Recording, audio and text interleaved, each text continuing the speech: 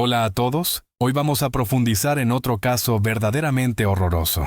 Si desean apoyar mi canal, recuerden suscribirse y mantenerse activos. Eso realmente me ayuda mucho. Estaré inmensamente agradecido. Empecemos. Una joven, Renée Marsden, fue encontrada sin vida. Inicialmente, todas las señales indicaban que se trataba de una tragedia desgarradora debido a un colapso emocional. Pero cuando la policía profundizó en su teléfono, descubrieron una verdad escalofriante y sin precedentes. Durante más de 2 años, Renée había vivido una profunda relación romántica con un hombre llamado Bryden, un preso. Este romance era su ancla, la razón por la que estaba dispuesta a cancelar su compromiso en la vida real. Sin embargo, la verdad era que Bryden nunca existió. Era un personaje completamente ficticio. Una trampa emocional creada por una persona extremadamente cercana a Renée durante toda su vida. Este autor anónimo mantuvo este sofisticado engaño, manipulando cada interacción y emoción de Renée hasta el momento final. El arma de este crimen no fue un cuchillo o una pistola, sino líneas de texto y mentiras perfectamente orquestadas. ¿Quién podría tener un motivo tan terrible para arruinar la vida de otra persona? ¿Y es el sistema legal lo suficientemente capaz de condenar a un asesino cuando su arma es solo tecnología digital? Renée Marsden nació el 15 de octubre de 1992 en Sydney. Su madre, Teresa, la crió sola hasta que Mark entró en sus vidas. Él no era solo el nuevo compañero de Teresa, se convirtió en una verdadera figura paterna para Renée. Cuando Renée tenía 5 años, Teresa y Mark se casaron, y su familia creció con el nacimiento de sus hermanos, Luke y Jake, y su hermana Monique. Renée era la única hija de Teresa de su relación anterior, pero nunca se sintió una extraña. A pesar de no tener parentesco consanguíneo con Mark, su relación era cálida y cercana. Y cuando creció, Renée adoptó formalmente el apellido Marsden para mostrar su conexión con la familia. Renée siempre fue conocida por su naturaleza brillante y extrovertida. Era emotiva pero práctica. La gente la amaba por su autenticidad y su disposición a ayudar. Tenía una manera natural de hacer que todos se sintieran cómodos. A pesar de su apariencia dulce, Renée poseía una fuerza interior silenciosa forjada por las experiencias de la vida. Después de graduarse, Renée comenzó a trabajar en un centro de atención médica. Todavía vivía en casa con sus padres a pesar de ser muy independiente. A menudo ayudaba a cuidar de sus hermanos menores y se involucraba en los asuntos familiares. Aunque ya era adulta, nunca trató de distanciarse de su hogar. La familia seguía siendo su ancla. No era de las que discutían. Renée prefería comunicarse abiertamente, escuchar y encontrar puntos en común. Pero al mismo tiempo, también sabía cómo mantenerse firme. Esta combinación de bondad y firmeza interior la hacía vulnerable, no a la hostilidad abierta, sino a la manipulación sutil, especialmente cuando venía de alguien cercano. Fue entonces cuando Camilla Seydan entró en la vida de Renée. Se conocieron mientras asistían a una escuela privada católica. La relación comenzó como una amistad construida sobre intereses compartidos y sueños de futuro, pero rápidamente tomó un giro más oscuro. Camilla exhibía una necesidad constante de la atención completa de Renée. No podía soportar la idea de la competencia, especialmente de los chicos. Cada vez que Renée intentaba hacer nuevos amigos o pasar tiempo con otras chicas, Camilla tenía rabietas o se volvía distante. Con el tiempo, el comportamiento de Camilla se volvió posesivo. Exigía la atención total de Renée. Intentaba controlar sus interacciones sociales y tenía arrebatos de celos, incluso si Renée solo mencionaba a un compañero de clase. Renée comenzó a sentirse incómoda, aunque no entendió de inmediato lo que estaba sucediendo. Sin embargo, terminar la amistad no fue fácil. Camilla era una manipuladora hábil, encantadora cuando quería, persuasiva y rápida para adoptar el papel de víctima. Creó la ilusión de que necesitaba a Renée en su vida. La presión emocional aumentó. Camilla podía cortar repentinamente el contacto con Renée durante días sin explicación, solo para regresar actuando de manera cálida y afectuosa. Esta dinámica de alternancia agotó a Renae. La relación se volvió tóxica, marcada por un ciclo de apego emocional, confusión y tensión psicológica. Los momentos de cariño fueron eclipsados por la manipulación y la inestabilidad emocional. Con el tiempo, Camila comenzó a presionar a Renae sobre su elección de ropa y con quién podía pasar tiempo, imponiendo sus propias preferencias. Cualquier resistencia era recibida con hostilidad. Si Renae intentaba expresar su desacuerdo, Camila lloraba, la acusaba de traición o decía que no valoraba lo suficiente su amistad. Su comportamiento manipulador se volvió cada vez más sutil, basándose en la presión emocional, la culpa y las tácticas de agresión pasiva en lugar de la amenaza abierta. Incluso después de graduarse, su conexión no se desvaneció. Se intensificó. Camila continuó influyendo en las decisiones de Renae, manteniendo el control en la relación. Renae se retraía cada vez más. Sus límites personales se erosionaron gradualmente, haciendo casi imposible reconocer lo peligrosa que se había vuelto la situación. Los cambios en Renae eran difíciles de ignorar. Se volvió ansiosa, silenciosa, y comenzó a evitar las interacciones sociales. Su madre, Teresa, sintió que algo andaba mal. Pero Camila, que siempre era cortés frente a los adultos, se volvió aún más calculadora tras bastidores. Su amistad se convirtió en una dependencia psicológica, donde Renae perdió su sentido de autonomía, y Camila asumió el papel de abusadora emocional. Esta fase sentó las bases para lo que vendría después. Para cuando terminó sus estudios, Renae estaba agotada por el constante estrés. Las peleas se volvieron más intensas y los arrebatos de Camila más frecuentes. Renae comenzó a abrirse, primero a una prima, y luego a su madre. Empezó a expresar la necesidad de distancia, diciendo que la amistad se sentía asfixiante. Pero cada vez que intentaba retirarse, Camila encontraba una manera de atraerla de nuevo, ya sea a través de súplicas emocionales o vagas amenazas de desaparecer por completo. Renae hizo su primer intento real de liberarse al cambiarse a una nueva escuela, pero poco después, Camila también se trasladó allí. Su razón fue: no puedo vivir sin ti. A primera vista, parecía un acto de profunda amistad, pero en realidad, era solo otra forma de mantener el control. La nueva escuela no trajo el nuevo comienzo que Renae había esperado. Camila todavía estaba allí, al acecho tras bastidores, enviando mensajes de texto constantemente, entrometiéndose en la vida diaria de Renae. Los esfuerzos de Camila por controlar la vida de Renae se intensificaron. Aparecía al azar en cafeterías, gimnasios o en el campus. Si Renae no respondía a un mensaje de texto de inmediato, su teléfono se inundaba de llamadas perdidas. Renae comenzó a ocultar algunos de sus planes, pero eso solo aumentó la presión. Un día, Renae no pudo soportarlo más y huyó de casa. No le dijo a nadie y no tenía planes. Fue un intento impulsivo de escape. Pero incluso lejos de casa, no encontró paz. Camila la rastreó y la convenció de que regresara. Luego, Renae comenzó a irse de casa con más frecuencia, quedándose con parientes, amigos o alquilando apartamentos a corto plazo. Su madre, Teresa, estaba extremadamente preocupada, pero no sabía cómo ayudar. Una confrontación directa con Camila no llevó a ninguna parte. Camila insistió en que todo estaba bien y acusó a Renae de ser inconsistente e ingrata. Incluso la terapia no proporcionó claridad. Renae tuvo dificultades para explicar el problema porque Camila nunca usó amenazas directas o agresión abierta. Desde fuera, parecía un lazo emocional confuso, donde Renae se sentía culpable solo por querer libertad. Luego, un momento lo cambió todo.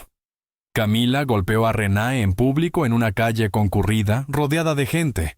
Fue abrupto y vergonzoso. Lo que se quedó con Renae no fue solo el acto, sino cómo reaccionaron los extraños. Algunos se dieron la vuelta, otros se alejaron rápidamente. Ese momento sirvió como una llamada de atención. El punto de quiebre llegó el día de un partido de fútbol. Camila armó una escena en el estadio, gritando, culpando e intentando agredir físicamente. Después de eso, Renae dejó de contestar sus llamadas, bloqueó su número y se mudó a una dirección diferente. Camila luego se fue del país abruptamente sin explicación. Parecía que la pesadilla había terminado. Cuando Camila regresó de su viaje, trajo noticias impactantes. Había conocido a alguien nuevo, un hombre llamado Brayden. Afirmó que se conectaron cuando ella visitó un centro correccional. Brayden, dijo ella, estaba cumpliendo una larga condena por un crimen grave relacionado con una pelea que resultó en la muerte de alguien. Aunque él insistió en que fue en defensa propia, el tribunal había dictado una sentencia larga. Camila pintó la historia de Brayden como una de dificultades, resistencia e injusticia, con el objetivo de evocar simpatía por un hombre con un pasado complejo. Así fue como Renae escuchó por primera vez sobre él, a través de Camila. Camila actuó como intermediaria, contando historias sobre él, leyendo sus cartas en voz alta y mostrando fotos. Con el tiempo, comenzó a reenviar mensajes supuestamente de él, primero verbalmente, luego por teléfono. Renae no se dio cuenta de cómo se dejó arrastrar al intercambio. Comenzó con mensajes cortos, y pronto se convirtió en largas cartas. Brayden compartió su pasado, reflexionó sobre la vida y expresó una profunda gratitud por su apoyo. Todo se sentía genuino. Brayden tenía una forma distintiva de comunicarse, una mezcla de vulnerabilidad y fortaleza. Fue abierto sobre sus luchas pasadas y problemas de confianza, pero dijo que veía en Renae a alguien en quien finalmente podía confiar. Preguntó sobre su vida, su familia, y se abrió sobre sus pensamientos más íntimos. Camila era solo la mensajera, o al menos eso afirmaba, retransmitiendo mensajes de un lado a otro. Finalmente, se convirtió en una rutina. Renae comenzó a recibir mensajes de un teléfono separado. Mensajes que ella creía que eran de Brayden.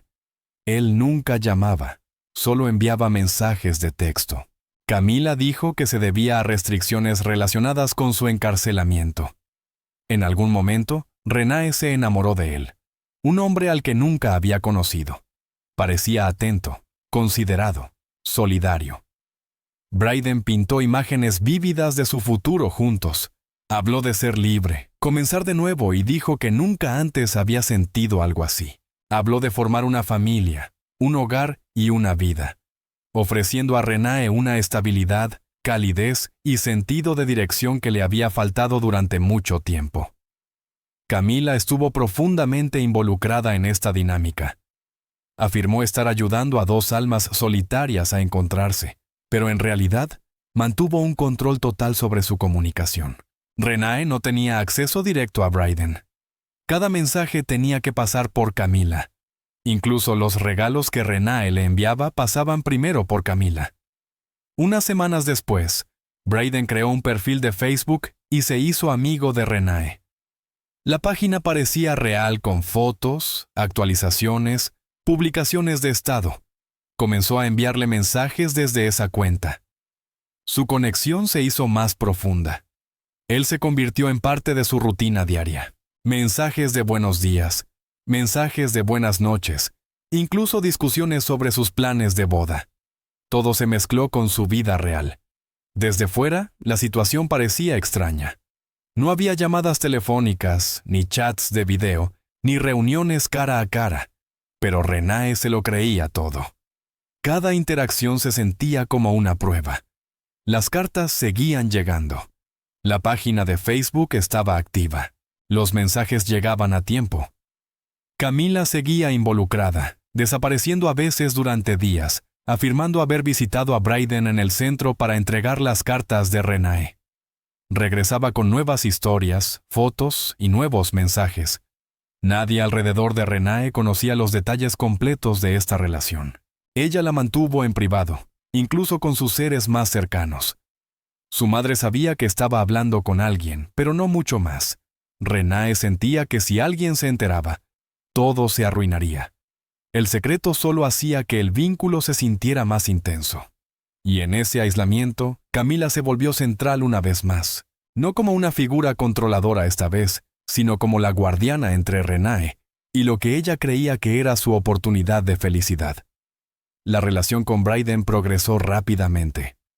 Renée se sintió profundamente inmersa en la conexión con un hombre que nunca había conocido. Él se convirtió en parte de su ritmo diario. Se despertaba con sus mensajes y se iba a dormir pensando en él. Brayden enfatizó la confianza. Dijo que era muy importante para él. Le pidió a Renée que lo mantuviera al tanto de cada una de sus acciones e interacciones, prometiendo honestidad a cambio. Pero con el tiempo, sus demandas se intensificaron. Quería saber su ubicación exacta, exigió explicaciones de dónde iba, a quién veía y, finalmente, obtuvo acceso a sus contraseñas, todo bajo el pretexto de mantenerla a salvo. Si Renée no respondía de inmediato, Brayden la acusaba de no importarle. Decía que lo estaba ignorando, o que era desleal si hablaba con otros hombres. Se puso celoso de amigos, compañeros de trabajo y cualquiera que fuera nuevo en su vida. Sin embargo, continuó profesando su amor, llamándola su novia e incluso pidiéndole que comenzara a elegir nombres para su futura familia. Renée se encontró bajo constante presión emocional. Comenzó a disculparse por cada error percibido, cada vez más ansiosa en sus esfuerzos por complacer a Brayden y evitar molestarlo. Brayden enmarcó su comportamiento controlador como amor, afirmando que era su forma de protegerla, moldeada por las duras experiencias de su pasado. Exteriormente, la vida de Renée parecía inalterada. Seguía yendo al trabajo, pasaba tiempo con su familia y estaba cerca de su madre, pero emocionalmente se aisló más, compartiendo menos detalles con cualquiera a su alrededor. Temía ser juzgada. Le preocupaba que alguien pudiera cuestionar la relación y arruinar un vínculo en el que había invertido tanto emocionalmente. A veces, Brayden se callaba abruptamente. Renée enviaba mensajes de texto y llamaba, pero no había respuesta. Camila explicaba que le habían quitado el teléfono en el centro, que había habido una revisión de seguridad. Días después, Brayden reaparecía, agradeciendo a Renée su paciencia, acusándola de celos y reafirmando su amor. Este ciclo se repitió con frecuencia. Control, conflicto, silencio, luego perdón. Renée comenzó a aceptar esto como normal. En su mente, había construido una visión de un futuro juntos. Camila alimentaba esas ilusiones, añadiendo pequeños detalles, cosas que se suponía que Brayden había dicho sobre ella, cómo soñaba con salir y comenzar una nueva vida con ella. A medida que pasaba el tiempo, Renée se alejó más de la realidad.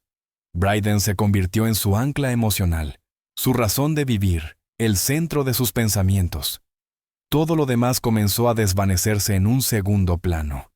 Y detrás de esta intensa conexión, siempre estaba el mismo personaje. Camila, quien lo había comenzado todo y continuó orquestándolo. Habían pasado años desde que comenzó la relación con Brayden, y fue entonces cuando Ian entró en la vida de Renée. Era tranquilo, confiable y un colega que no podía ser más diferente a sus experiencias anteriores. Ian la trató con respeto y comprensión. Comparado con lo que había pasado, él era como un refugio seguro. Sus conversaciones eran fáciles, relajadas. Se preocupaba por ella sin controlarla. Nunca exigió explicaciones, nunca mostró celos. Ian le dio espacio para respirar. Escuchó sin juzgar y nunca invadió sus límites. Por primera vez en mucho tiempo, Renée se sintió aceptada y en paz. Su relación progresó rápidamente. Ian conoció a la madre de Renée, quien quedó impresionada por su amabilidad y sinceridad. Él era serio sobre el futuro y estaba comprometido. Pronto, le propuso matrimonio y Renée aceptó. Su madre apoyó la decisión, con la esperanza de que Renée finalmente hubiera encontrado a alguien con quien construir una vida segura. Pero el pasado no soltó a Renée. Incluso después de su compromiso, ella continuó comunicándose con Brayden en secreto a través de canales separados. Camila siguió siendo la intermediaria, organizando cuándo y cómo podían hablar, actualizando a Renée sobre el estado de Brayden y recordándole sus sentimientos. Renée estaba dividida entre dos mundos. El mundo real, donde Ian estaba a su lado, ofreciendo estabilidad. y el mundo imaginario, lleno de las promesas de Brayden, que a pesar de todo, aún tenía peso emocional. El conflicto interno se hizo más grande. Ian comenzó a notar cambios en el comportamiento de Renée. Parecía distante, insegura. Finalmente, le preguntó directamente si realmente estaba lista para el matrimonio. Al principio, Renée le aseguró que todo estaba bien. Pero poco después, confesó que todavía estaba en contacto con otra persona. No dio detalles. No mencionó que la otra persona era un recluso ficticio. Pero incluso esa parte de la verdad fue suficiente para que Ian estableciera un límite. O construían una relación basada en la honestidad o terminaban. Renée le dijo a Ian que había decidido cancelar el compromiso. Él lo tomó con dificultad pero con calma. No hubo confrontaciones dramáticas, ni preguntas interminables. Simplemente se fue. Este momento podría haber sido su ruptura limpia, una oportunidad para dejar atrás el pasado y comenzar de nuevo. Pero ella eligió quedarse en la misma narrativa. Renée trató de justificar su decisión tanto para sí misma como para los demás, diciendo que no estaba lista para el matrimonio, que necesitaba tiempo para resolver las cosas. Pero en realidad, continuó viviendo dentro de una fantasía, aferrándose a la idea de que era deseada, amada y necesaria por alguien que ni siquiera existía. Esta podría haber sido su oportunidad de romper el ciclo, pero bajo la fuerza de la vieja dependencia emocional y la persistente influencia de Camila, fue arrastrada de vuelta al mismo patrón destructivo. La oportunidad de construir un futuro real se perdió, no por la presión, sino porque eligió no aprovecharla. Después de la ruptura, la tensión en la vida de Renée comenzó a aumentar. Camila, que se había reincorporado a su vida, se volvió cada vez más invasiva. Hubo confrontaciones ruidosas, públicas, llenas de gritos e incluso momentos de agresión física. Un incidente así ocurrió fuera de la casa de Renée. Los vecinos informaron más tarde haber escuchado una fuerte discusión con amenazas y acusaciones. Renée nunca contactó a la policía. Ella prefería mantener el conflicto en privado. Poco después, Camila se fue de la ciudad, afirmando buscar tratamiento. Mientras tanto, Renée intentó restaurar su equilibrio emocional.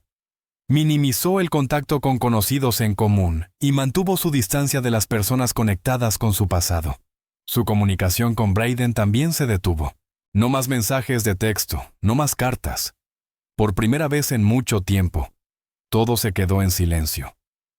El 5 de julio de 2013, Renée le envió a Camila una carta de despedida. No estaba enojada, solo era un mensaje tranquilo y claro, que declaraba su decisión de cortar todo contacto y seguir adelante lejos del control emocional que había moldeado tanto de su vida. El mensaje era directo pero suave. Sería su último contacto, al menos la última vez que Camila respondería. Incluso con la distancia entre ellas, Camila no dejó de intentar restablecer el contacto. Trabajó a través de intermediarios, recopilando información sobre Renée y enviando mensajes indirectos a través de conocidos mutuos. Estas acciones fueron sutiles pero consistentes. Renée se sintió incómoda, pero continuó evitando cualquier contacto directo. Más tarde, se reveló que Camila nunca se había rendido. Incluso físicamente ausente, vigilaba a Renée, rastreaba sus movimientos y mantenía el acceso a detalles sobre su vida. Todo sucedía sin interacción directa, pero con una presencia invisible y constante. Después de enviar esa última carta, Renée cortó toda comunicación. Camila dejó de responder. Brayden también guardó silencio. Los días se convirtieron en semanas y no hubo mensajes del otro lado, ni intentos de explicación, ni señales de vida. El silencio fue ensordecedor, especialmente después de la comunicación diaria y emocional que había moldeado su relación. Ahora no había nada. Renée continuó escribiéndole a Brayden, al principio con esperanza, luego con más cautela.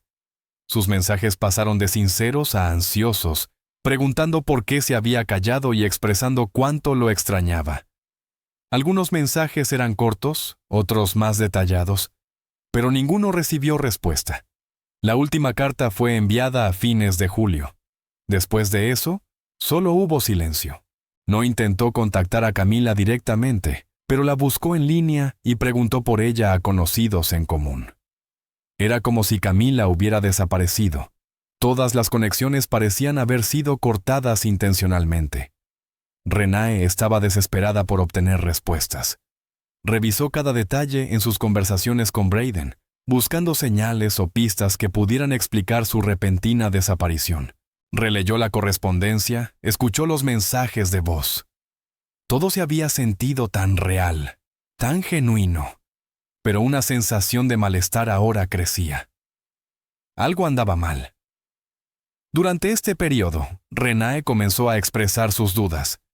En una conversación tranquila con su madre, admitió por primera vez que no estaba segura de si Brayden era real, algo que nunca había dudado antes. El 5 de agosto, hizo una llamada telefónica al Centro Correccional de Goulburn, la instalación donde creía que Brayden estaba cumpliendo su condena.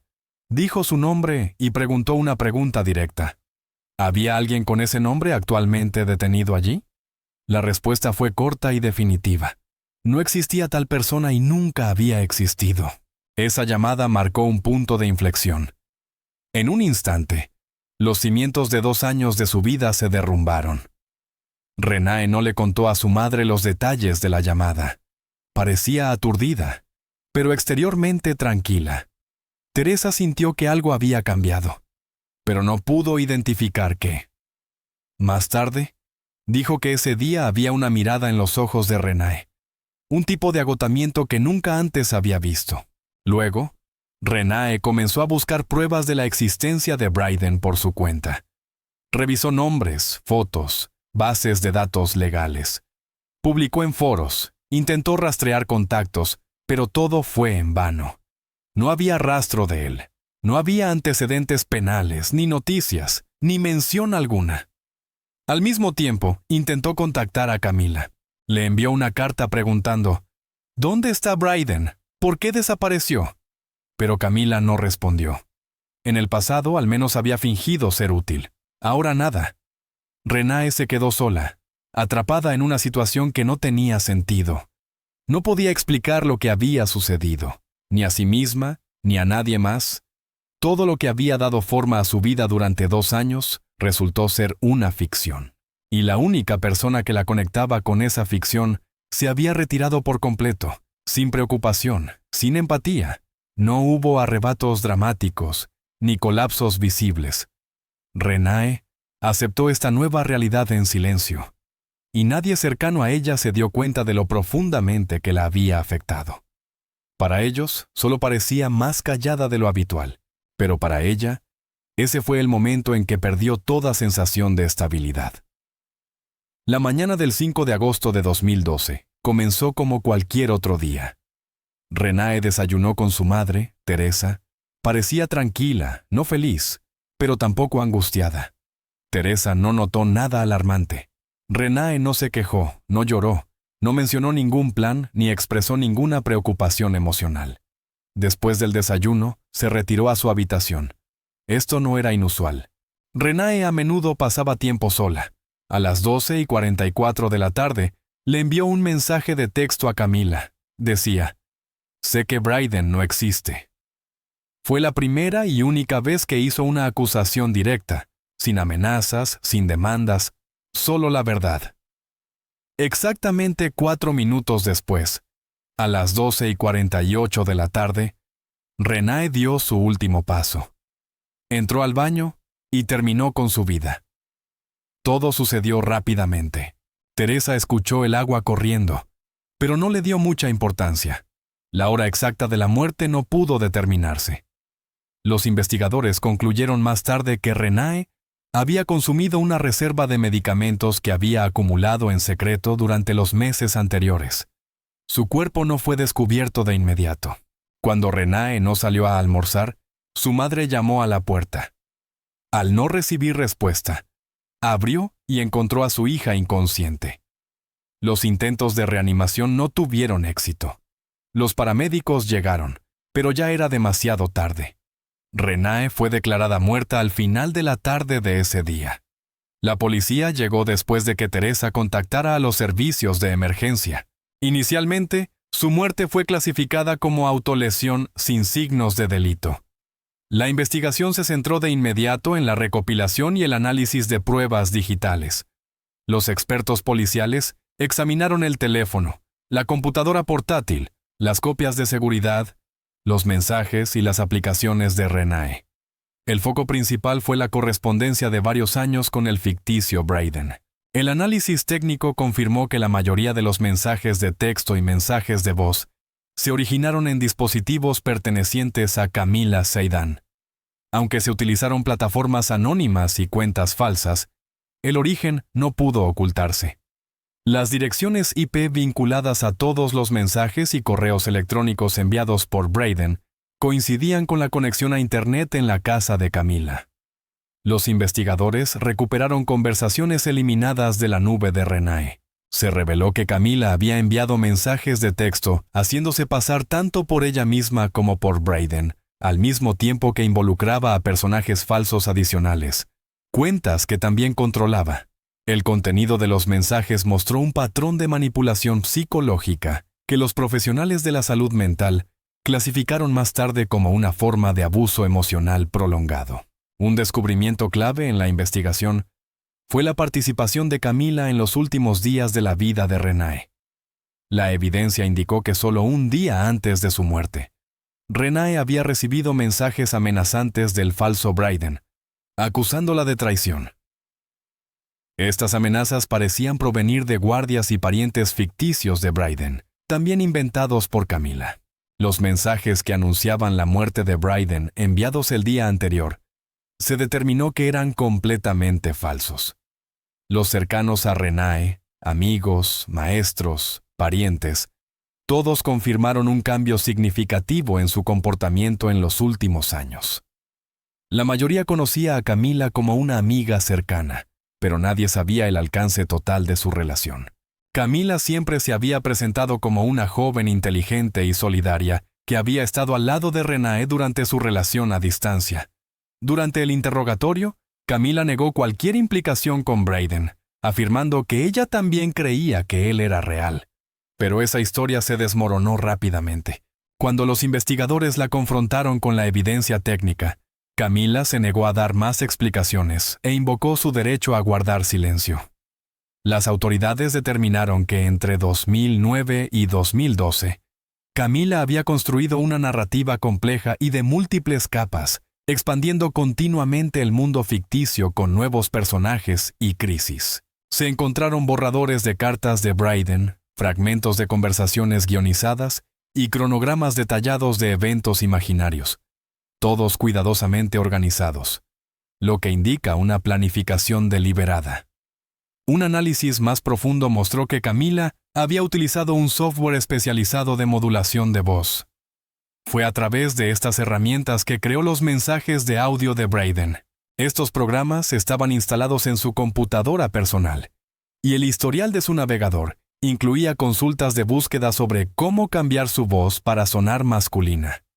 Sorprendentemente, nada de esto había sido eliminado, probablemente porque Camila nunca anticipó que su dispositivo sería incautado. A mediados de 2013, la investigación había reunido suficiente evidencia. Las autoridades decidieron remitir el caso a la Fiscalía del Distrito. Una vez concluida la investigación, el caso que involucraba a Camila Seydan fue remitido a la Fiscalía del Estado de Nueva Gales del Sur. La decisión de presentar cargos generó una considerable controversia porque era la primera vez que los fiscales australianos se enfrentaban a una situación en la que la manipulación emocional y psicológica se realizaba completamente en línea, a través de personajes inventados. Los fiscales examinaron meticulosamente la comunicación entre la víctima y los personajes ficticios. Se llamó a expertos legales para determinar qué cargos podrían aplicarse. El enfoque principal fue el cargo de causar que otra persona se involucre en una autolesión. Vías legales adicionales incluyeron cargos relacionados con la suplantación de identidad digital, la manipulación por engaño, el abuso psicológico y el uso fraudulento de identidades en línea. Estas consideraciones condujeron a una acusación de múltiples cargos, con el cargo central de coerción emocional que supuestamente contribuyó a la muerte de Renae. Los fiscales entendieron que el caso podría sentar un precedente legal. Australia nunca había procesado un caso como este antes. Para respaldar su argumento, se estableció un grupo de trabajo que incluía expertos en cibercrimen, psicología y derecho penal.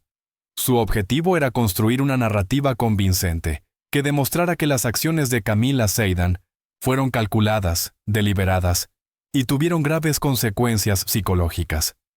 En febrero de 2014, los fiscales acusaron formalmente a Camila Zeidan de cargos relacionados con la manipulación psicológica que resultó en autolesión junto con violaciones relacionadas. El caso se preparó para un juicio público. A medida que el caso avanzaba a los procedimientos previos al juicio, Camila contrató a un equipo de abogados experimentados, especializados en cibercrimen y casos de identidad digital. El argumento central de su equipo legal se centró en la opinión de que la ley australiana carecía de disposiciones específicas que cubrieran el comportamiento realizado completamente en el ámbito digital, sin ninguna interacción física. La defensa argumentó que el comportamiento de Camila involucraba personajes ficticios y, por lo tanto, ella no era directamente responsable. Afirmaron que las interacciones entre Renae y estos personajes ficticios no podían interpretarse como amenazas o coerción reales porque Renae nunca conoció a Marcos, Jason o cualquier otra persona directamente. Según la defensa, ninguna de estas identidades imaginarias representaba ningún peligro físico. La defensa también sugirió que la salud mental, la sensibilidad emocional y la vulnerabilidad de Renae podrían haber contribuido a sus acciones independientemente de la participación de Camila. Mientras tanto, la Fiscalía continuó construyendo su caso. Argumentaron que las acciones de la acusada tenían la intención deliberada de desestabilizar mental y emocionalmente a la víctima, culminando en un resultado trágico que ocurrió inmediatamente después de otro episodio de mensajes de agresión emocional. El tribunal se enfrentó a una decisión compleja. ¿Se podría considerar un delito penal incitar a alguien a autolesionarse a través de interacciones solo en línea, sin ningún contacto físico? Para determinar esto, el panel de jueces solicitó opiniones expertas de criminólogos digitales, así como pruebas y testimonios adicionales. Amigos cercanos, maestros y profesionales de la salud mental de Renae también fueron entrevistados. El caso atrajo una amplia atención pública.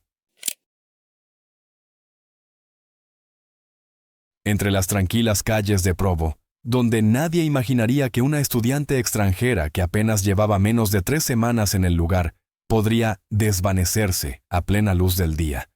Su cuerpo fue encontrado 3 años después, en un cañón apartado a más de 20 kilómetros de allí.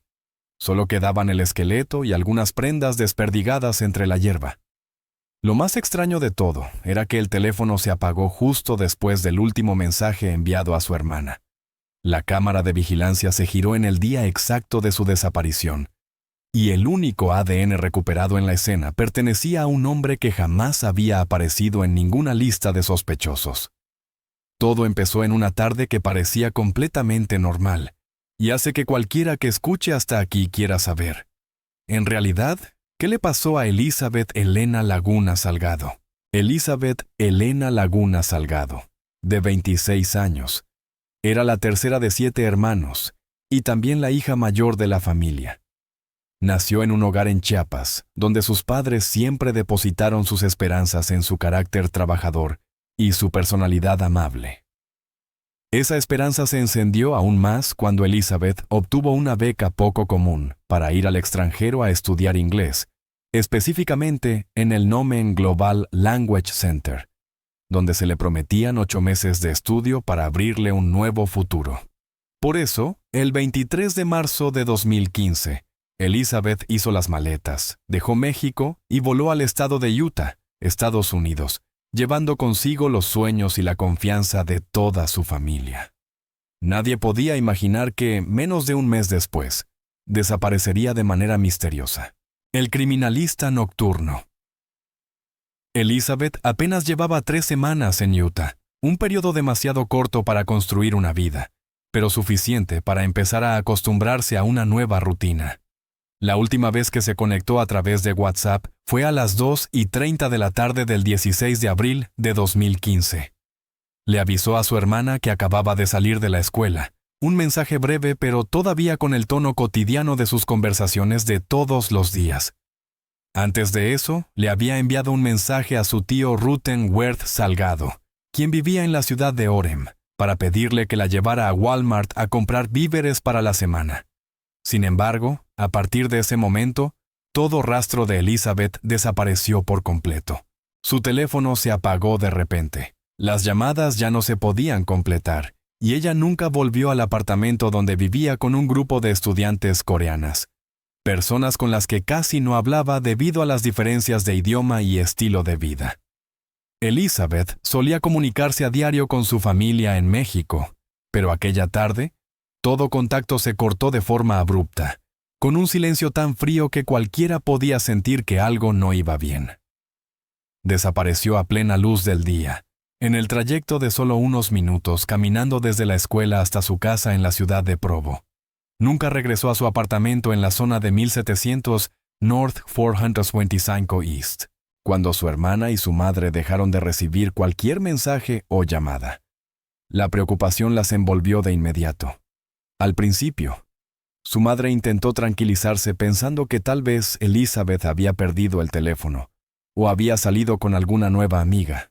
Pero a medida que el tiempo pasaba lentamente, hora tras hora sin ninguna respuesta, la pequeña inquietud inicial se transformó en pánico dentro de toda la familia.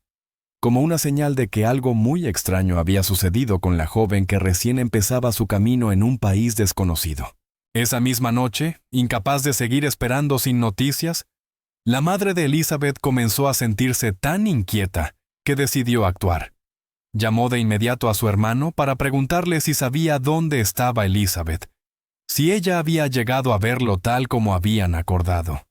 El tío relató que se habían citado para ir juntos al supermercado, pero que cuando llegó al apartamento de Elizabeth, no vio rastro de ella, aunque tocó la puerta varias veces y nadie respondió. Ese silencio lo hizo pensar, por un momento, que quizá Elizabeth se había adelantado para ahorrar tiempo, pero cuando la buscó a lo largo del camino, en el estacionamiento, alrededor del supermercado, siguió sin encontrarla. La preocupación comenzó a notarse en su voz cuando llamó a otro hermano que vivía en California para preguntar si Elizabeth se había comunicado con él, pero la respuesta que recibió no hizo más que aumentar la angustia. Nadie sabía dónde estaba. Al día siguiente, ese tío ya no pudo seguir esperando. Se presentó directamente en la comisaría para reportar la desaparición de Elizabeth. Desde ese instante, la búsqueda comenzó oficialmente. La policía se puso en contacto con los amigos de la escuela, y algunos de ellos confirmaron que la habían visto caminando hacia su casa la tarde anterior. Esa fue la primera pista, y también la única en ese momento. La policía se sumó rápidamente a los esfuerzos, mientras los voluntarios en Provo empezaron a desplegarse por todas partes para buscarla. Cuando los agentes fueron a revisar el apartamento donde Elizabeth vivía con las chicas coreanas, encontraron todas sus pertenencias intactas. No había signos de que se hubiera marchado, no faltaba equipaje ni objetos personales. Eso les permitió descartar la posibilidad de que se hubiera fugado o se hubiera mudado por decisión propia.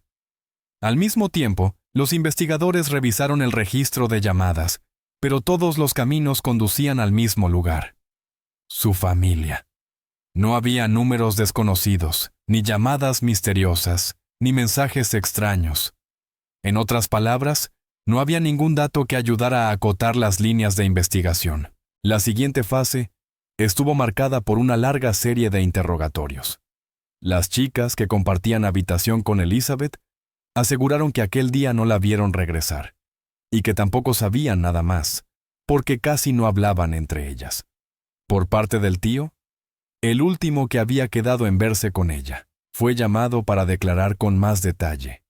Sin embargo, su testimonio coincidía plenamente con los datos ya obtenidos, y contaba con una coartada sólida. El único detalle llamativo en ese momento era que él había sido quien ayudó a Elizabeth a conseguir un trabajo de medio tiempo en un restaurante mexicano local unos días antes.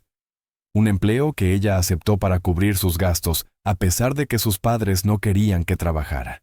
También contó que, justo al día siguiente de la desaparición de Elizabeth, se había presentado en la escuela para preguntar si alguien la había visto o si había asistido a clases, pero nadie pudo darle noticias. El amplio edificio, ese día, no parecía guardar ni una sola huella de la joven. Cuando el interrogatorio avanzó, el tío explicó que, durante su estancia en Estados Unidos, Elizabeth había llegado a conocer a Guman algunos jóvenes de distintos países. Entre ellos, un chico de origen árabe que mostró interés por ella y le pidió que fuera su novia. Elizabeth lo rechazó porque no quería tener una relación sentimental en ese momento, pero el joven no recibió bien la negativa. Aún así, siguió insistiendo hasta el punto de que Elizabeth se vio obligada a mentir, diciendo que ya tenía novio, solo para que la dejara en paz. En los días posteriores, los carteles de búsqueda con la fotografía de Elizabeth empezaron a aparecer por todo el estado de Utah, desde el centro de la ciudad hasta los barrios más pequeños. El Departamento de Policía de Provo publicó anuncios en las redes sociales, ofreciendo una recompensa de $5,000 a cualquiera que aportara información que ayudara a resolver el caso. A partir de las grabaciones de las cámaras de seguridad, se confirmó que Elizabeth había llegado a la escuela y también había salido de allí como cualquier otro día, pero no existía metraje que mostrara su regreso.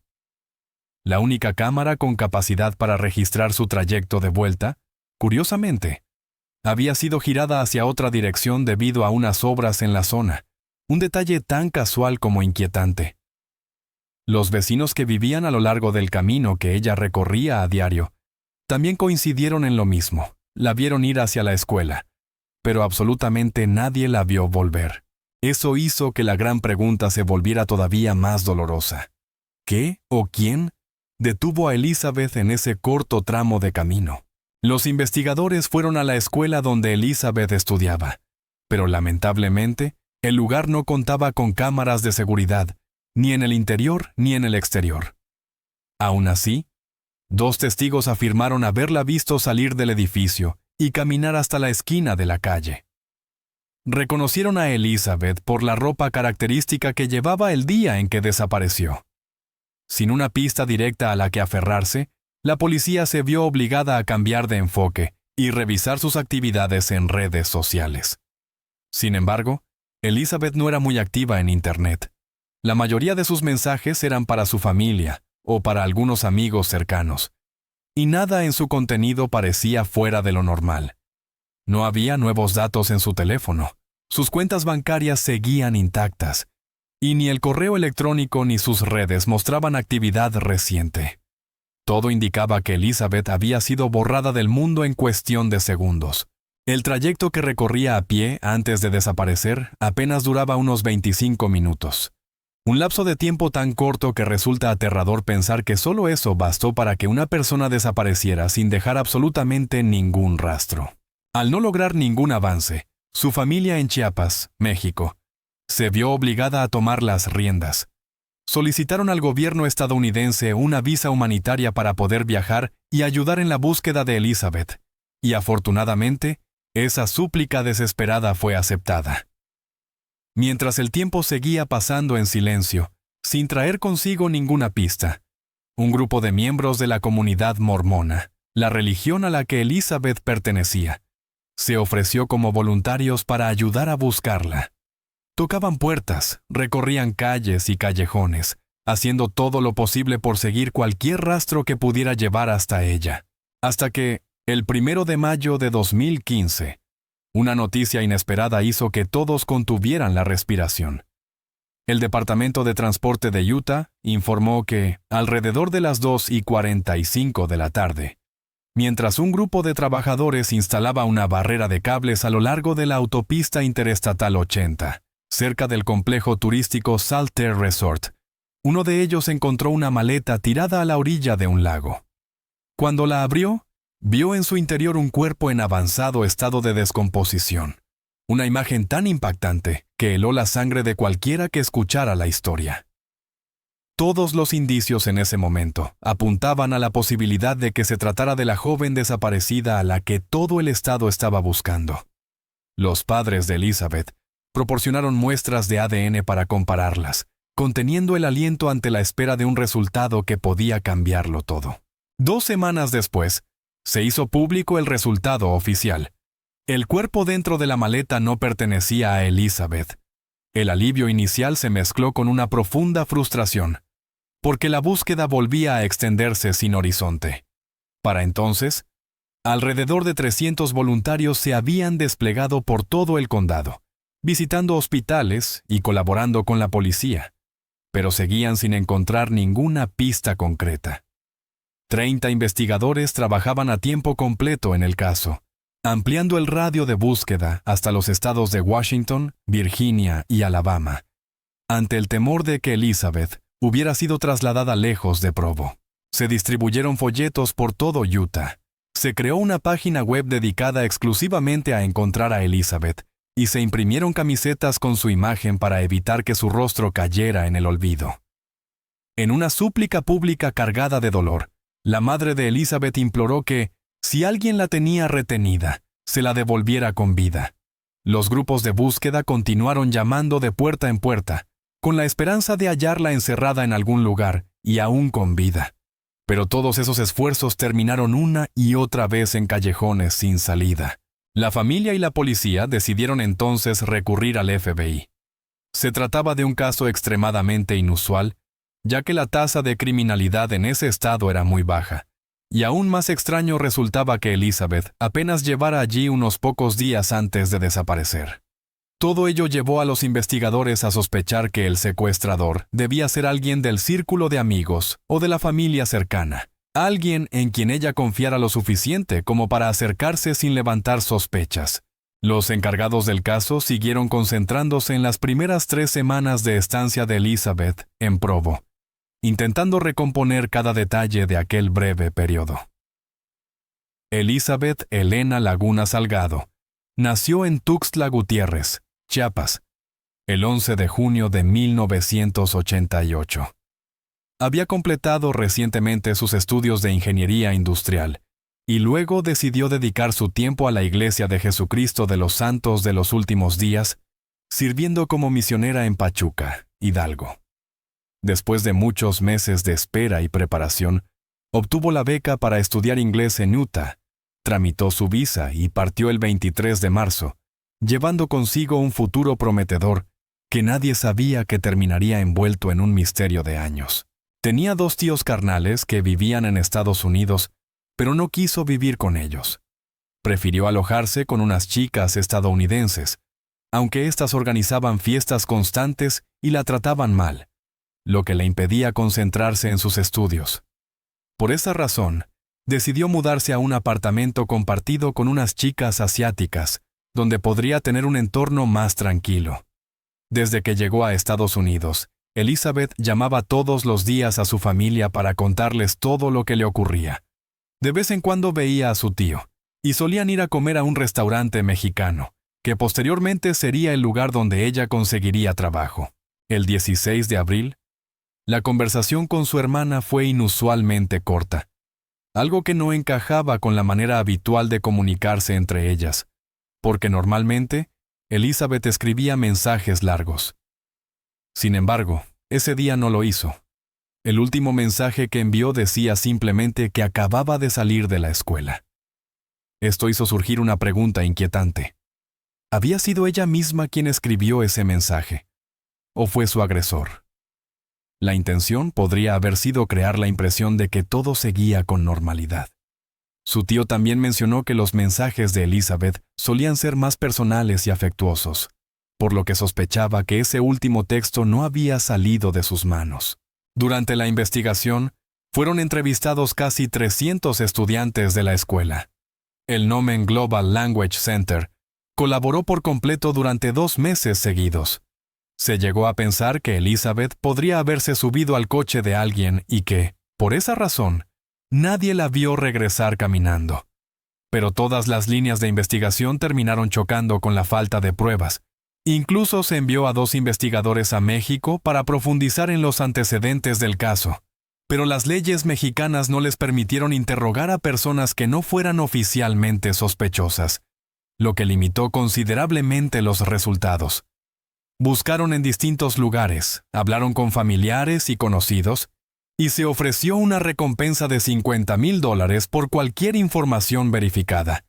Pero no apareció nada, hasta que una llamada extraña al teléfono de la hermana de Elizabeth, en México, volvió a encender las alarmas.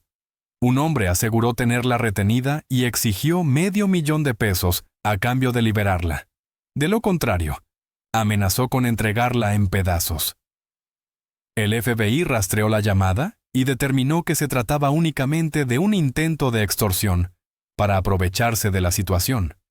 La familia recibió otras llamadas falsas similares, junto con múltiples pistas sin fundamento.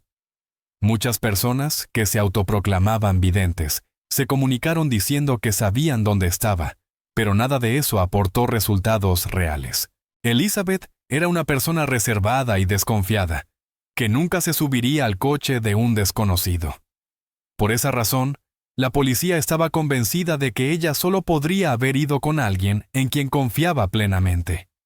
Para muchos, el tío se convirtió en un sospechoso llamativo, ya que había sido la última persona con la que ella se había puesto en contacto. Además, descubrieron que él nunca se presentaba como su tío, sino como un amigo, lo que resultaba confuso. Ante la presión de la comunidad, la policía de Provo accedió a interrogarlo de nuevo y someterlo a una prueba de polígrafo. Los resultados fueron inconclusos y revelaron que algunas de sus respuestas podrían no ser del todo ciertas. Sin embargo, fue descartado como sospechoso cuando el análisis de los registros telefónicos demostró que se encontraba en otro lugar en el momento de la desaparición de Elizabeth. Otro posible sospechoso apareció cuando un cliente del restaurante donde ella trabajaba fue identificado como alguien que la había estado cortejando. Este hombre le pidió su número de teléfono, y ella respondió que no tenía, a lo que él contestó que no importaba, que le compraría uno. Sin embargo, esta pista tampoco llevó a ninguna conclusión. La mayor dificultad para la policía era la escasez de indicios, ya que Elizabeth apenas llevaba unos días en el estado. La policía de Provo investigó la desaparición con el apoyo del FBI, del Departamento de Seguridad Nacional, de Interpol y de otras agencias. También recibieron ayuda de Elizabeth Smart, quien había sido secuestrada en el año 2002, cuando tenía 14 años, y fue rescatada 9 meses después. 3 años pasaron sin que apareciera una sola huella sobre el paradero de Laguna Salgado. Para muchos, resultaba increíble que, en plena era moderna, no se hubiera podido encontrar ni siquiera una pista mínima. La esperanza de hallarla se fue desvaneciendo poco a poco, y muchos de los voluntarios dejaron de participar en las búsquedas. 3 años más tarde, el 18 de mayo de 2018, un hombre conducía por el cañón de Hubble Creek, ubicado aproximadamente a 25 minutos y 22 kilómetros al este de la ciudad de Provo, cuando se detuvo al costado de la carretera para hacer sus necesidades. Al internarse entre los matorrales, descubrió un conjunto de restos óseos y algunas prendas de vestir entre la hierba. Tras este hallazgo, contactó de inmediato a la oficina del sheriff del condado de Utah. Las autoridades llegaron al lugar, confirmaron que se trataba de restos humanos y los trasladaron a la oficina de medicina forense. El grado de descomposición era tan avanzado que solo quedaban los huesos, lo que hacía imposible cualquier identificación inicial. Después de recolectar los restos, se percataron de que faltaban 8 huesos, muy probablemente debido a la acción de animales carroñeros. No obstante, observaron algo más. En el cráneo faltaban 2 o 3 dientes. Eso les recordó que la familia de Laguna Salgado había proporcionado previamente sus registros dentales. Los restos fueron enviados al Departamento de Antropología Forense y Odontología Forense para su análisis. A los pocos días, los especialistas confirmaron que se trataba de los restos de Elizabeth Elena Laguna Salgado. La Oficina de Medicina Forense del Estado de Utah anunció, el 23 de mayo de 2018, que los restos encontrados en el cañón de Hobble Creek pertenecían a la joven desaparecida. La familia fue informada de inmediato, pero al principio se mostraron escépticos, pensando que quizá la policía quería cerrar el caso entregándoles un cuerpo que no era el de su hija. Por ello, proporcionaron nuevas muestras para descartar cualquier error. Trágicamente, los resultados volvieron a coincidir. Los restos eran, sin duda, los de Elizabeth. Tras la autopsia, los médicos no pudieron determinar si ella había sufrido agresión sexual ni establecer la causa exacta de la muerte. Sin embargo, se consideró bastante probable que hubiera fallecido por asfixia. Cuando la familia visitó el lugar del hallazgo y comenzó a remover la tierra, encontró más restos óseos de Elizabeth, lo que revelaba que la búsqueda inicial en la zona había sido insuficiente. Entonces surgió una nueva pregunta. ¿Cómo había llegado su cuerpo hasta ese lugar? La respuesta empezó a delinearse cuando un joven anónimo declaró que había conocido a Elizabeth en esa misma zona, durante una actividad al aire libre organizada por la iglesia mormona a la que ella asistía. Por ello, se cree que Elizabeth conocía a su asesino, y que esa era la razón por la que su cuerpo apareció exactamente allí. A partir de esta información, el detective privado Jason Jensen elaboró un perfil del posible autor del crimen. Afirmó que, sin duda, la persona hablaba español y que probablemente se trataba de alguien de origen hispano, perteneciente al pequeño círculo social de Elizabeth. Alguien de su iglesia, de su edificio, de su trabajo o muy cercano a la familia. El 14 de julio de 2019, el detective regresó a la zona para buscar cualquier indicio adicional y encontró algo. Una moneda de 1 centavo exactamente en el lugar donde se hallaron los restos, gracias al uso de un detector de metales. La moneda fue enviada al laboratorio para realizar pruebas de ADN, y posteriormente se determinó que el cuerpo de Elizabeth había sido encontrado con los brazos cruzados sobre el pecho, lo que sugería que a su agresor le importaba, al menos en algún sentido, la forma en que ella quedaría allí. Unos meses después, el análisis de la moneda reveló la presencia de ADN masculino. Hasta la fecha, se han realizado comparaciones con 4 personas sospechosas, pero ninguna ha dado un resultado coincidente. Aún así, la oficina del sheriff del condado de Utah y el detective Jason Jensen siguen convencidos de que Elizabeth fue llevada hasta ese lugar por otra persona, ya fuera antes o después de su muerte, como parte de un plan cuidadosamente ejecutado para ocultar el crimen. Las investigaciones posteriores, durante el año 2021, incluyeron la revisión de imágenes satelitales de los alrededores del área donde se encontraron los restos, con la esperanza de identificar cualquier actividad inusual en el periodo de su desaparición. Sin embargo, aunque el cuerpo fue encontrado, el caso continúa suspendido en el aire, rodeado de vacíos. Las preguntas fundamentales, esas que la familia, la comunidad y los investigadores han perseguido durante años, siguen sin respuesta. ¿Cómo murió? ¿Quién la llevó a ese desenlace tan cruel? ¿Y de qué manera su cuerpo fue trasladado hasta un cañón remoto, a más de 20 kilómetros del lugar donde se le vio por última vez, sin que nadie se diera cuenta? Por eso, el expediente del caso nunca se ha cerrado. Sigue ahí, entre páginas llenas de silencio, como una herida que no termina de cicatrizar en el corazón de la comunidad de Provo. La familia de Elizabeth continúa viviendo en un dolor indescriptible, el dolor de haber perdido a una hija, pero sobre todo, el dolor de no saber qué ocurrió realmente en las últimas horas de su vida. Año tras año, conservan la esperanza de que, algún día, una pequeña pista, una declaración tardía o un nuevo resultado de ADN rompa por fin el velo de misterio que envuelve esta historia desde hace tanto tiempo. Hasta entonces, la muerte de Elizabeth Elena Laguna Salgado sigue siendo un enigma sin resolver. Un silencio inquietante en medio de la vida real, donde una joven que llegó a Estados Unidos con la esperanza de construir un futuro, acabó perdiendo su destino en un cañón lejano, dejando tras de sí una serie de preguntas a las que nadie puede responder. Y hasta que la verdad salga a la luz, su caso seguirá persiguiendo la memoria de quienes lo conocen, como un recordatorio de que, a veces, incluso en pleno día, una persona puede desaparecer sin dejar ninguna huella. Día de San Valentín de 2005, Hull, Inglaterra. Joanna Nelson, la chica de oro con una sonrisa radiante, desapareció solo después de una discusión matutina con su prometido Paul Dyson. Él lloraba en la televisión, con las manos aún marcadas por arañazos en forma de media luna de las uñas de la víctima. 6 días después, su propia madre entró en la comisaría, y todo se derrumbó.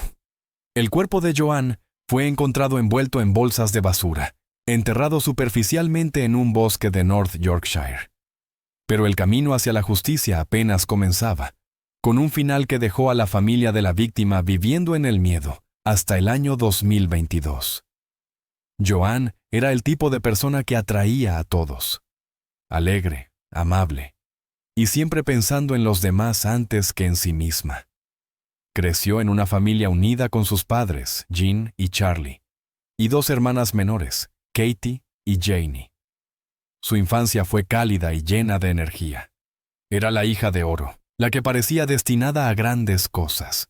Como estudiante en la Universidad de York, Joanne destacaba académicamente y socialmente. Tenía una habilidad natural para conectar con la gente y una fuerte compasión que una vez la llevó a estudiar enfermería. Pero rápidamente se dio cuenta de que su corazón era demasiado blando para ese trabajo. El sufrimiento de sus pacientes la afectaba profundamente. Después de dejar la enfermería, se unió a un centro de empleo en Hull, ayudando a otros a encontrar trabajo y estabilidad. Quienes la conocían decían que realmente se preocupaba por mejorar la vida de las personas, siempre con esa sonrisa radiante y una palabra de aliento. Su calidez y apertura atraían a la gente hacia ella, incluyendo a Paul Dyson, un portero de discoteca 7 años mayor que ella. Cuando se conocieron, la atracción fue inmediata, y pronto fueron inseparables. Aunque sus padres estaban preocupados por lo rápido que avanzaban, la pareja alquiló una pequeña casa adosada en Hull, donde comenzaron a construir una vida juntos. Al principio, todo parecía prometedor. Joanne soñaba con tener una familia algún día, y Paul parecía compartir sus esperanzas. Pero con el tiempo, comenzaron a aparecer grietas. Joanne era ambiciosa, quería viajar, crecer, seguir descubriendo nuevos aspectos de la vida. Paul, por otro lado, estaba contento con quedarse en casa y vivir una existencia simple y tranquila. Sus diferencias pronto se volvieron imposibles de ignorar. Los amigos describían a Joanne como organizada, ordenada y llena de propósito, mientras que Paul a menudo parecía perezoso e indiferente. Su falta de motivación la frustraba. Aún así, a pesar de las crecientes tensiones, decidieron comprometerse, tal vez con la esperanza de que el amor pudiera arreglar lo que ya comenzaba a romperse. Pero en lugar de acercarlos, el compromiso solo profundizó su división. Luego llegó el día de San Valentín de 2005. Joanne no apareció en el trabajo esa mañana, algo completamente fuera de carácter. Era responsable, puntual y dedicada a su trabajo. Sus colegas se preocuparon cuando no llamó para avisar ni contestó el teléfono. Esa noche, las personas que más la amaban estaban enfermas de preocupación. Esa noche, Paul Dyson contactó a la policía para reportar a Mopona a su prometida desaparecida.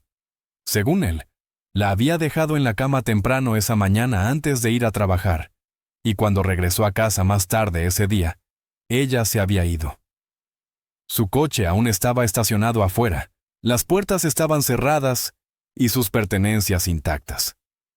Al principio, su historia parecía creíble, pero algo no encajaba para la familia de Joanne.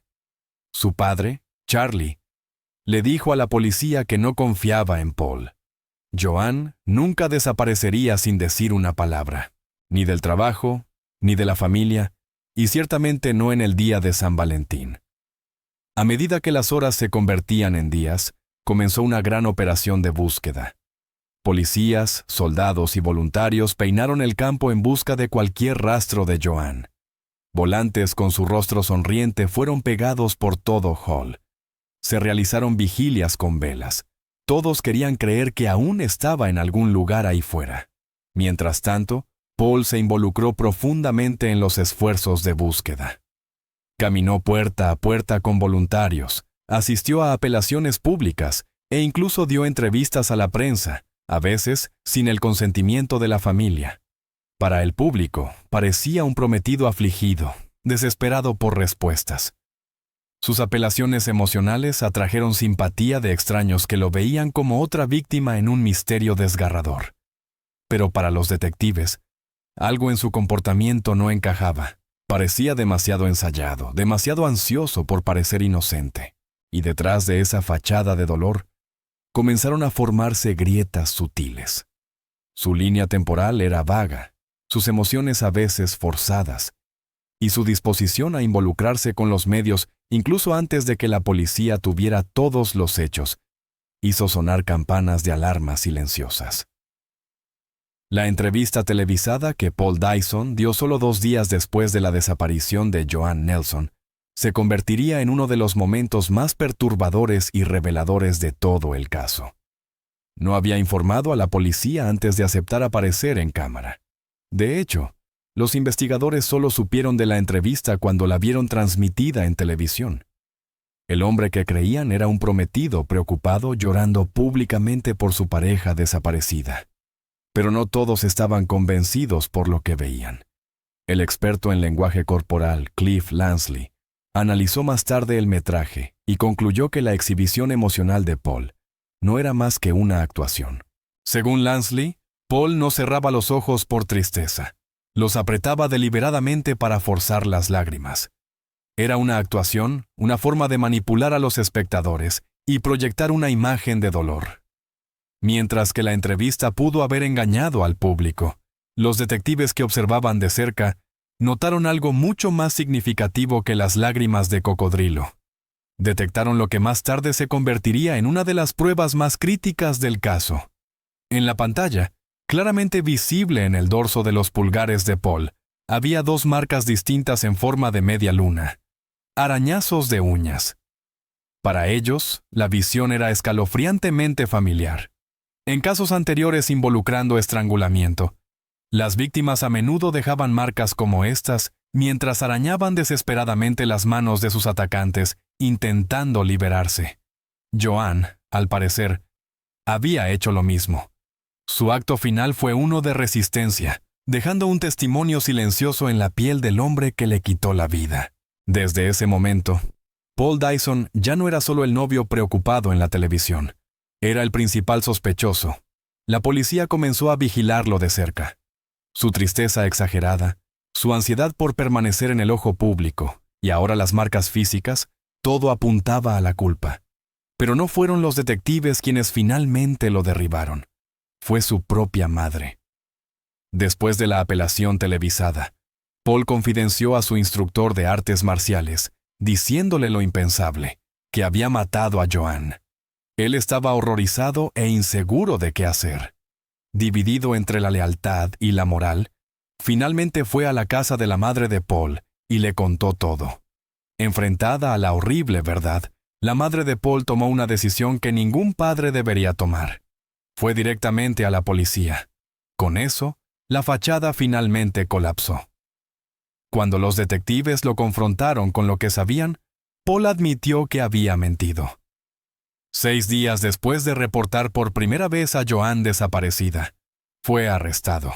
Afirmó que en el día de San Valentín de 2005, él y Joanne estaban en su casa cuando comenzaron a discutir. Según Paul, Joanne había criticado su falta de esfuerzo en la casa, un problema recurrente entre ellos. Esa mañana, ella le pidió que usara la lavadora. Le dijo a la policía que su petición lo hizo sentir humillado e incapaz, como si ella estuviera recordándole todo lo que no era. A medida que la discusión escalaba, Joanne le dijo que se iba, que vendería la casa y continuaría con su vida. Eso, afirmó Paul, lo envió a un ataque de rabia. Envolvió sus manos alrededor de su cuello y la estranguló hasta que dejó de respirar. Después de matarla, Paul no entró en pánico, no huyó. En cambio, se volvió metódico, frío. Se limpió, pensó en sus próximos pasos y comenzó a crear una historia de cobertura. Caminó tranquilamente a la casa de su madre y pidió prestada una horquilla de jardín, charlando casualmente con los vecinos sobre comprar un gato con Joan, la misma mujer que acababa de asesinar. Cuando le preguntaron cómo estaba ella, dijo casualmente: «Ella está bien». A continuación, pasó por una tienda local para comprar bolsas de basura, guantes de goma y spray desinfectante. Las imágenes de vigilancia lo capturaron entrando compuesto y sin emociones, como si estuviera haciendo recados. De vuelta en la casa, ató las manos y los pies de Joan, selló su cuerpo dentro de varias bolsas de basura y la cerró con cinta adhesiva. Luego la sacó de la casa y la colocó en su coche a plena luz del día. La audacia de ello dejó atónitos a los investigadores más tarde. Los vecinos no vieron nada sospechoso. Incluso condujo a una gasolinera para repostar. El cuerpo de Joan aún estaba en el coche. Desde allí, condujo aproximadamente 75 millas hasta un área boscosa remota cerca de Bransdale, North Yorkshire. Allí llevó el cuerpo de Joan aproximadamente 250 yardas dentro del bosque, hasta encontrar un pequeño hundimiento en el suelo. Rodeado de agujas de pino y silencio, la dejó allí, la mujer que una vez afirmó amar. La cubrió con ramas y hojas, ocultándola de la vista. Luego volvió a su coche y condujo a casa. Antes de reportar su desaparición, Paul incluso fingió llamar a Joan por teléfono al alcance del oído de otros, escenificando la conversación falsa para hacer parecer que aún estaba viva. Al día siguiente, fue a trabajar como si nada hubiera pasado.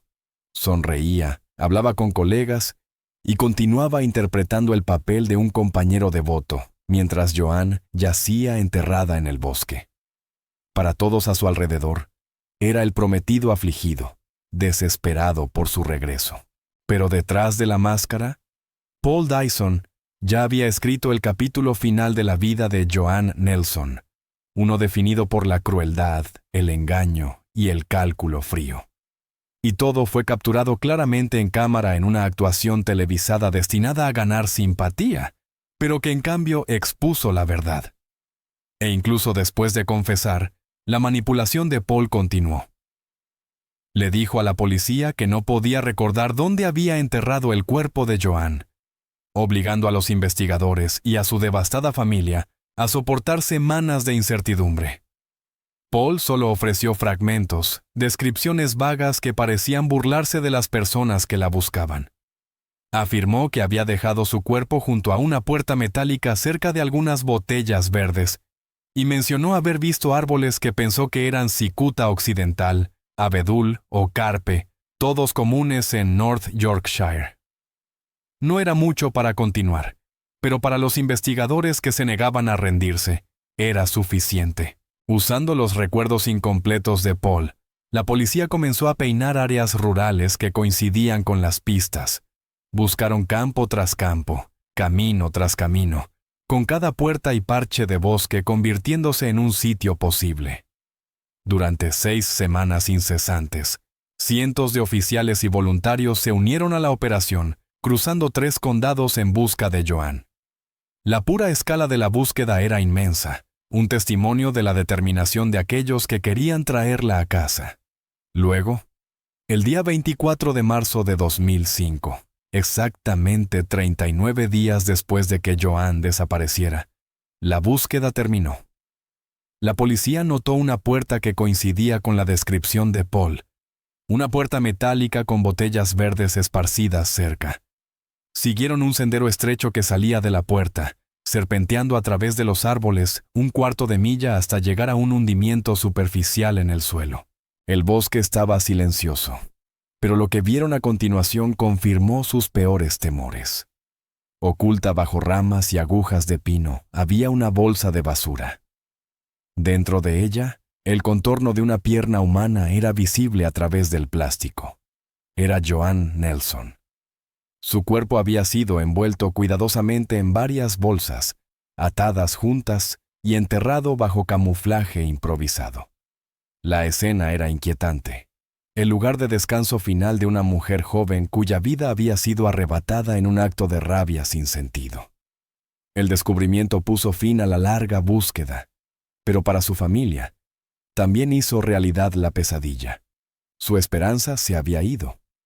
Cuando los restos de Joan fueron identificados oficialmente, sus padres, Jean y Charlie, fueron informados de que su hija, la chica que iluminaba cada habitación en la que entraba, nunca volvería a casa.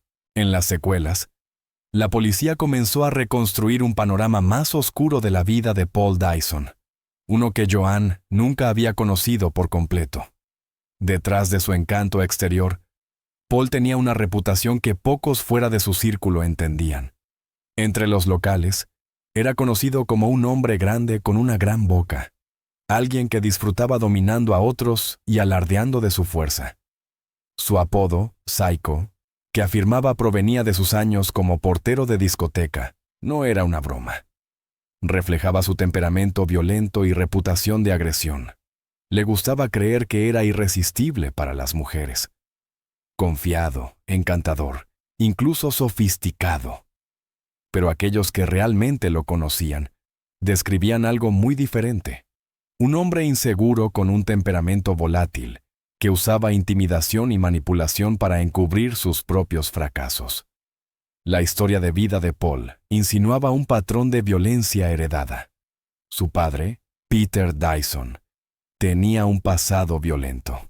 En el año 1967, Peter apuñaló y mató al amante de su esposa, John Dickinson, un hombre de 22 años de Barnsley. Cumplió 6 años por homicidio involuntario antes de regresar a casa.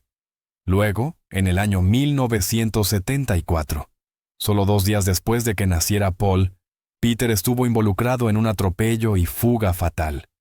La víctima, Gordon Kell, un padre de 47 años de 7 hijos, caminaba a casa después de celebrar su bodas de plata, 25 años de matrimonio, cuando Peter lo atropelló con su coche y lo dejó morir en la carretera.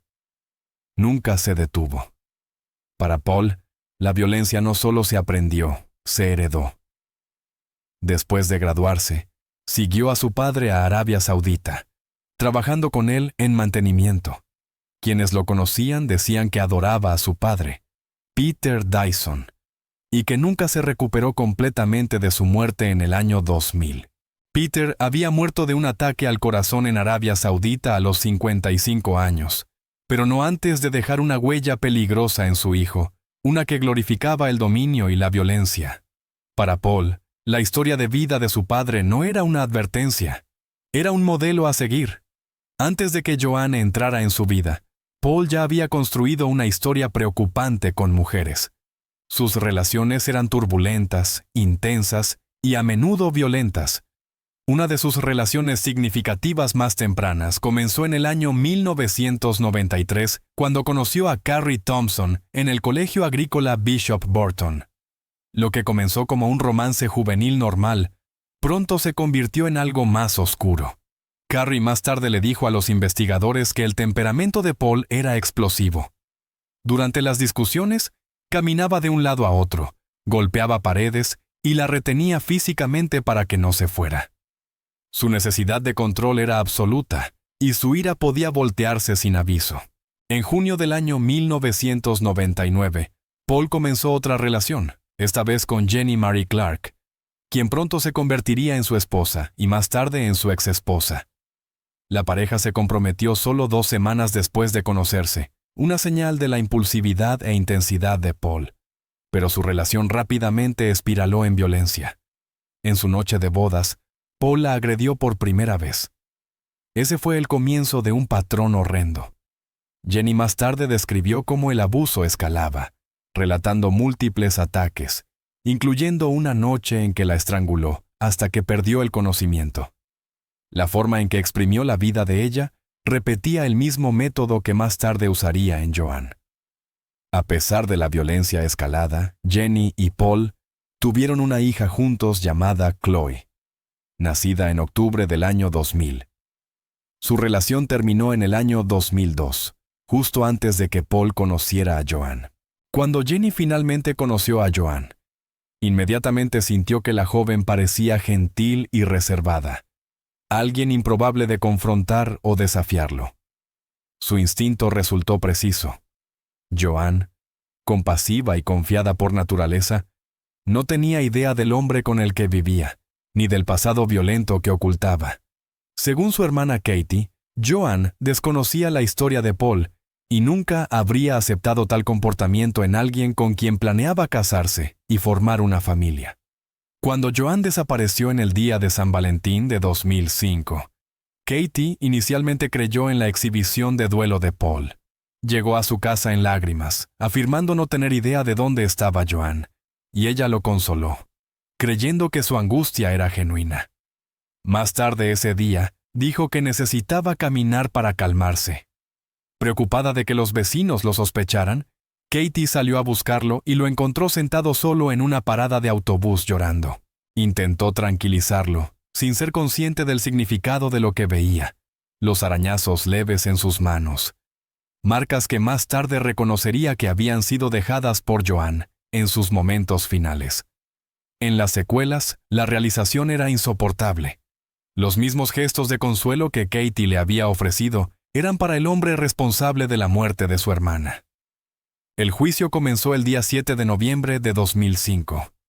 La sala estaba llena de periodistas, oficiales y la familia de Joan. Todos esperaban una larga y dolorosa batalla legal. Pero en cambio, Paul Dyson se declaró culpable el primer día. Un suave murmullo de sí recorrió la corte cuando los familiares de Joan finalmente lo oyeron admitir lo que siempre habían sabido. Paul estaba sin emociones, mirando directamente al frente. Se negó a mirar a la familia de Joan o a los oficiales de policía que la habían buscado incansablemente. No mostró remordimiento, ni lágrimas, ni disculpas. Incluso cuando su propio abogado defensor le dijo a la corte que no había excusas para lo que había hecho, Paul permaneció frío y silencioso. Al día siguiente, el día 8 de noviembre, casi 10 meses después del asesinato de Joan, Paul fue sentenciado a cadena perpetua con un mínimo de 16 años. La sentencia trajo un pequeño sentido de alivio, un reconocimiento de que la justicia finalmente se había servido. Pero esa paz no duraría. En el año 2019, después de cumplir solo 14 años, Paul Dyson, ahora de 45 años, fue transferido a una prisión abierta donde los reclusos son gradualmente reintegrados a la sociedad. El Consejo de Libertad Condicional incluso lo recomendó para liberación diurna, lo que significaba que podía salir de las instalaciones sin supervisión por horas a la vez. En su informe, el Consejo de Libertad Condicional afirmó que Paul había participado en programas diseñados para ayudar a los delincuentes a reconocer y lidiar con sus problemas, incluyendo terapia destinada a abordar sus problemas de relación. Los funcionarios insistieron en que había cambiado. Pero para la familia de Joan, la noticia fue devastadora. Su hermana Katie habló públicamente sobre la decisión, diciendo que oír que Paul caminaba libre era como reabrir una vieja herida. La situación empeoró en el año 2022, cuando solo 3 años después de ser trasladado a condiciones abiertas, Paul Dyson fue recomendado para liberación completa, habiendo cumplido poco más de 17 años, solo un año por encima del mínimo. Se le permitió caminar libre bajo supervisión de libertad condicional.